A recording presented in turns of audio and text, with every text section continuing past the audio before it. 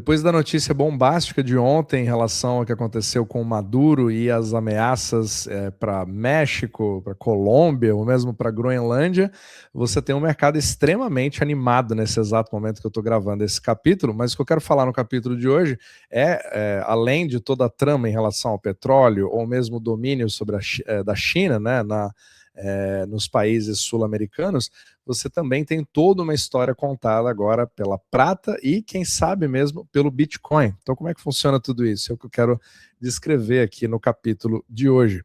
Então, primeiramente, nós estamos assim num mercado extremamente eufórico, porque absolutamente tudo está subindo, inclusive os juros de 10 anos, né? A única coisa que está caindo são os bonds americanos. Então você tem aqui a SP500 subindo quase 0,9%, mas você vê um grande movimento no ouro e na prata, né? Até o Bitcoin voltou a subir aqui 2,38%.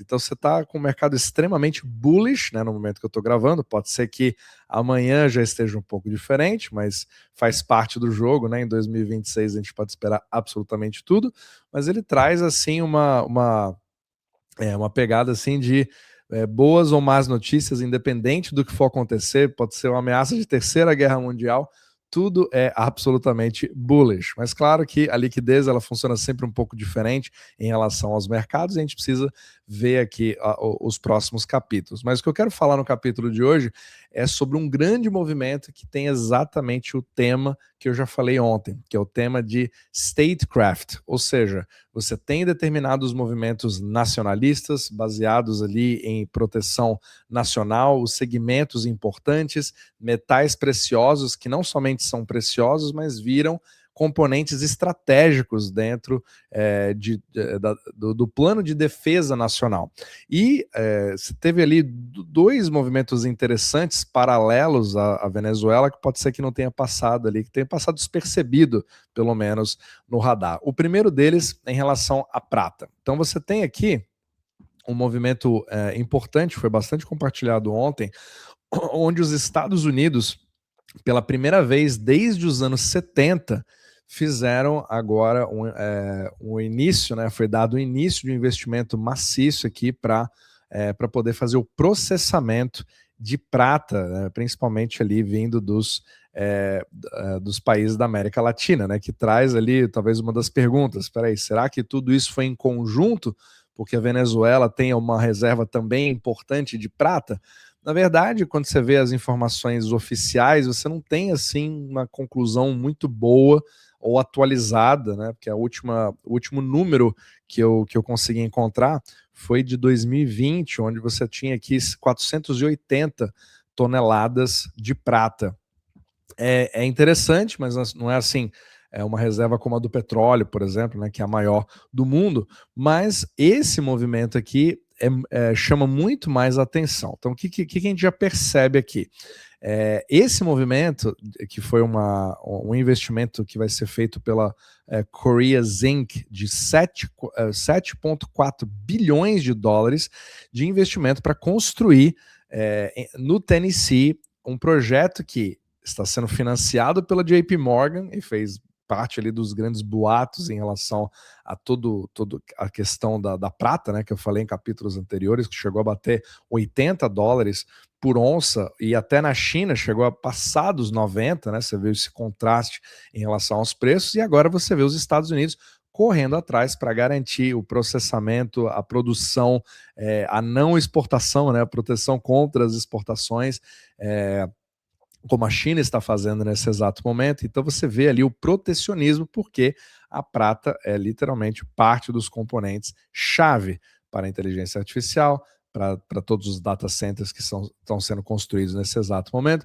Então isso daqui é bastante significativo, porque não somente você tem um movimento inédito desde os anos 70, que não aconteceu nada parecido e vai voltar a acontecer nos Estados Unidos, mas isso daqui é uma parceria público-privada, junto com o Departamento de Defesa, que na verdade agora se chama Departamento da Guerra, né? Department of War, onde o Departamento de Guerra vai entrar com 40% nessa joint venture junto com o JP Morgan. Então, isso daqui é literalmente o capitalismo de Estado que faz parte desse tema do statecraft que eu tanto falo. Inclusive, eu já vou pegar a deixa, eu vou fazer uma masterclass exatamente sobre esse assunto, né, para falar de todos os paradigmas da economia americana, né, o paradigma A, B, C e D, e como os Estados Unidos teve que mudar entre todos eles, e isso muda radicalmente o funcionamento do dólar, a liquidez global, os estímulos para liquidez e como isso vai afetar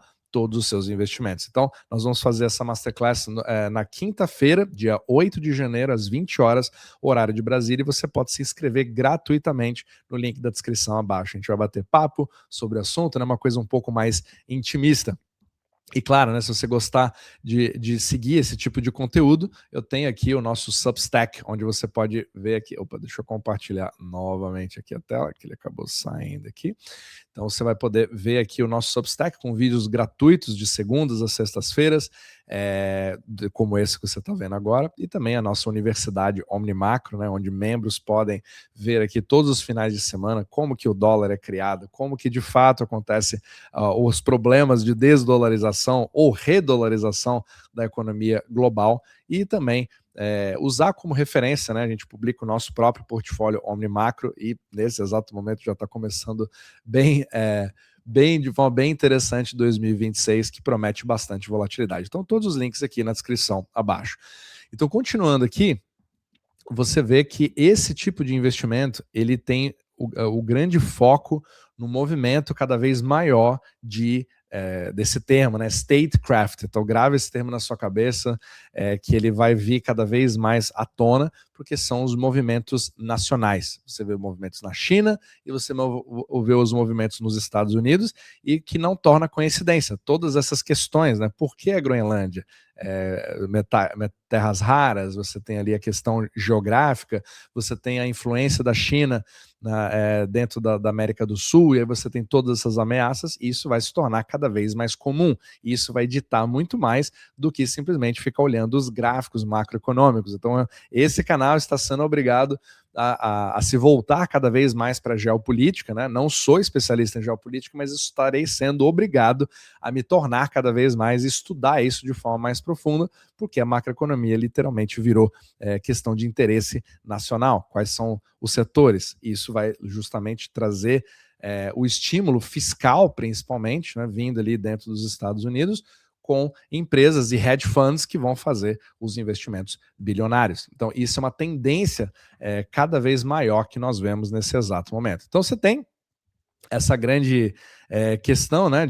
Talvez você tenha ali bens congelados que você já tenha, como prata, etc., ou como petróleo, que você começa a ter um pouco mais de controle, apesar de que teve um furo ali hoje, né, já reportado, de navios petroleiros tentando sair ali, apesar de toda a questão do controle, da tomada do poder ali que aconteceu. Então tudo isso vai dar muito pano para manga e vai movimentar bastante os mercados. Mas o que interessa é justamente como todos esses elementos, né, o cobre que disparou, chegou nas máximas históricas nesse exato momento, lítio, níquel, cobalto, grafite, terras raras, prata, ouro. Então tudo isso acaba se beneficiando bastante, porque os Estados Unidos vão colocar todo o seu poderio econômico para tentar voltar a ser competitivo, né? Porque a China literalmente dominou absolutamente tudo nesse quesito. Essa é a grande corrida. Então, resta saber, né, se eles vão de fato encontrar essa prata ou se é simplesmente um processamento que vai acontecer.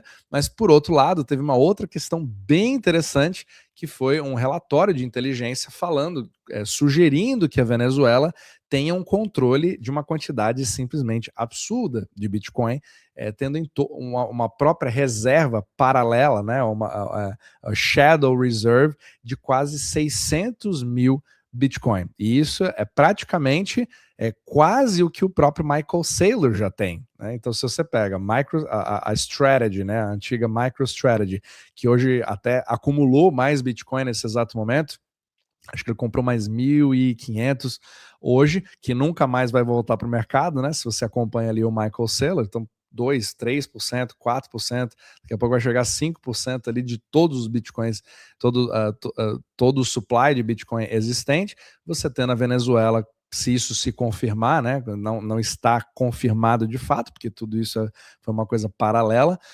será, e outra, mesmo que exista, será que os Estados Unidos vão assumir o controle disso, né, vão entregar as chaves dele? Estava com Maduro? Não estava? Não se sabe, então tudo isso a gente vai acabar descobrindo. Se for o caso, seria uma outra forma bem interessante, né, que o Scott Bessent falou, nós vamos focar agora no acúmulo de mais bitcoins sem onerar ali os pagadores de impostos, né? Então, seria uma forma bem inteligente de você fazer isso se você quer ter a hegemonia, né, e tomar o poder, acrescentando isso no que os Estados Unidos têm hoje, que é que é praticamente a metade desse valor. Então seria muito interessante, e o Satoshi Nakamoto ainda é o maior detentor, né, seja ele quem for, com 1.100.000 Bitcoin. Então você pega todos esses e um total que vai existir ali de 21 milhões de Bitcoins, né, até o ano 2140 aproximadamente, quando todos terão sido minerados, você começa a ver também uma corrida digital nesse aspecto, né? Vai ser muito interessante ver caso isso se confirme, ou seja anunciado, ou não seja anunciado, né? Você nunca sabe. Então tudo isso acaba sugerindo ali grande parte desse movimento e como que o Bitcoin acaba virando também um desses minerais estratégicos, né? Reserva estratégica. Então o mais importante aqui é você ver como que os Estados Unidos, nesse caso, estão tentando trazer a vanguarda e falando assim, olha, não tem como eu parar esse tipo de movimento, então é melhor a gente literalmente abraçar a causa, né, com Bitcoin de reserva, stablecoins, Genius Act. Então o objetivo aqui é te dar as ferramentas para você ver como que esse tema de statecraft vai se tornar cada vez mais importante. Movimento atrás de movimento, juntando as peças do xadrez. Então 2026 realmente está se desenhando para ser um ano totalmente geopolítico e com movimentos extremamente bruscos, dependendo de um tweet, muito mais do que 2025 já foi até agora.